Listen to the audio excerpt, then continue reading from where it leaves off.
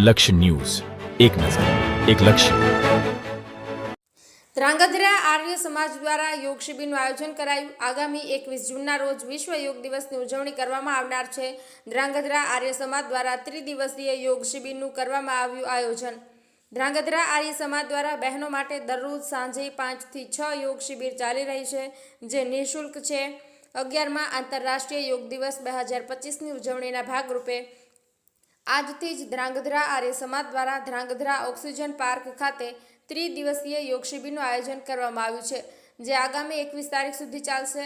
આ શિબિરનો મુખ્ય હેતુ લોકો નિરોગી રહે અને સ્વચ્છ જીવનશૈલી અને નિરોગી જીવન જીવવા માટે પ્રોત્સાહિત કરવાનો છે, તેમજ લોકોના માનસિક અને શારીરિક સ્વાસ્થ્યની સાથે સાથે આવનાર પેઢીમાં યોગ અંગેની જાગૃતતા આવે અને લોકો યોગ કરતા થાય એ માટેનો છે.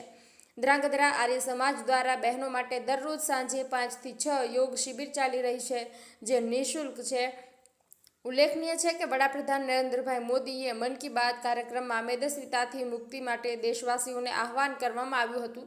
ત્યારે મેદસ્વીતાને યોગ પ્રાણાયામના માધ્યમથી દૂર કરવા માટે વિવિધ યોગ શિબિરો સહિતના કાર્યક્રમનું આયોજન કરવામાં આવી રહ્યું છે. દેશના વડાપ્રધાન નરેન્દ્ર મોદીના પ્રયાસોથી સમગ્ર વિશ્વમાં તારીખ 21 જૂનના દિવસને આંતરરાષ્ટ્રીય યોગ દિવસ તરીકે ઉજવવામાં આવે છે, જેના ભાગરૂપે રાજ્યમાં પણ વિવિધ જિલ્લાઓમાં યોગ વિશે લોકજાગૃત થયા અને પોતાનું શરીર સ્વસ્થ અને નિરોગી રહે તે માટે યોગનું શું મહત્વ છે, તેમજ જે લોકોના શરીરમાં મેદસ્વીતા વધારે હોય તે લોકો વિવિધ યોગાસનો કરીને તે દૂર કરીને પોતાનું શરીર સ્વસ્થ રાખે તે માટે આવી શિબિર કરવામાં આવી રહી છે. શિબિરમાં વિવિધ યોગાસનો કર્યા હતા. બ્રિજેશ ત્રિવેદી, સુરેન્દ્રનગર. મારું નામ જિજ્ઞાબેન નિલેશભાઈ ત્રિવેદી છે. અહીંયા આર્ય સમાજ મંદિર દ્વારા શિબિર યોજવામાં આવેલી છે 3 દિવસની યોગ નિમિત્તે, જે યોગ ડે આવે છે 21મી જૂને એના માટે. અને ઘણા બધા માણસો આવે છે. યોગ કરવાથી ઘણા બધા ફાયદા થાય છે. અને 365 દિવસ આર્ય સમાજમાં રેગ્યુલર ચાલે છે ક્લાસ યોગના સાંજના, અને બહેનોના હોય છે. નિઃશુલ્ક યોગ ક્લાસ હોય છે અને રેગ્યુલર સરસ મજાની બધી કસરતો કરવામાં આવે છે. યોગ વિશે જ્ઞાન આપવામાં આવે છે, પાણી વિશે વાત કરવામાં આવે છે, કઈ રીતે ખાવું પીવું ઉઠવું બેસવું એ પણ, અને યોગ ભગાવે રોગ એવી રીતે કરી અને આજે શિબિરનું આયોજન કરેલું છે. અને ઓક્સિજન પાર્કમાં આજનો દિવસ પહેલો દિવસ હતો, પણ બહુ જ સરસ બધાનો સાથ સહકાર મળ્યો છે. હું વસંતકુમાર બ્રહ્મભટ્ટ અહીં ધાંગધ્રાનો જ છું. આ મારા વતનમાં પણ મારે યોગનો પ્રચાર પ્રસાર કરવો જોઈએ, એટલે ધાંગધ્રા આર્ય સમાજમાં નવેમ્બર 2023થી શરૂ કરેલો છે ક્લાસ, અને ત્યાં રેગ્યુલર સાંજે બહેનોના ક્લાસ ચાલે છે. અને આજે 18 તારીખથી લઈને 21 તારીખ સુધીની 4 દિવસની યોગની શિબિરનું અહીંયા આયોજન કરેલું છે.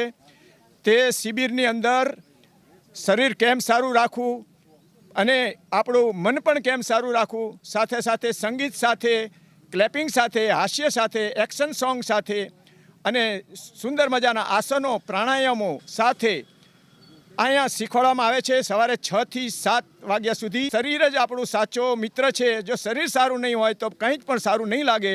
તો શરીર સ્વસ્થ રાખવા માટે આપણે સમય 1 કલાક આપવો જોઈએ. અને યોગથી શું ફાયદો થાય છે કે આપણું મન પણ શુદ્ધ થાય છે અને શરીર પણ તંદુરસ્ત રહે છે. યોગ ભગાવે રોગ. યોગ બાબા રામદેવજીનું સૂત્ર છે, યોગ કરો, રોજ કરો અને નિરોગ રહો.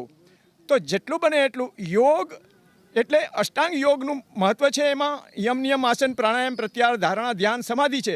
પણ જો તમારું શરીર જ સારું નહીં હોય તો તમે સમાધિ સુધી કેવી રીતે પહોંચશો?